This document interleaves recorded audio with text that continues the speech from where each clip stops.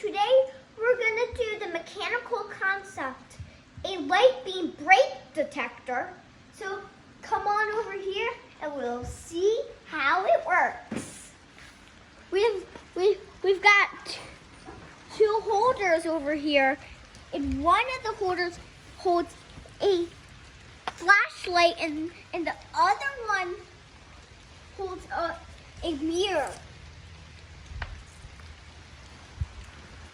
So what it's doing right now is there's an invisible light going through and hitting the reflector and going back into the light. And it's also a sensor too.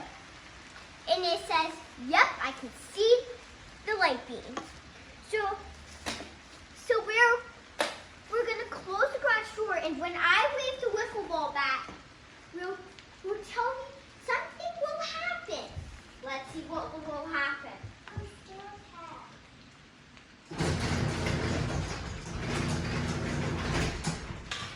Okay, so what happened, it went up.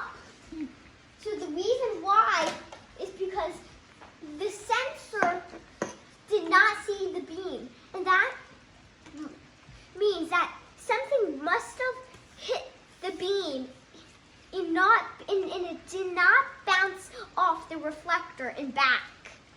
So it tells the garage door to go back up. And it's for safety too.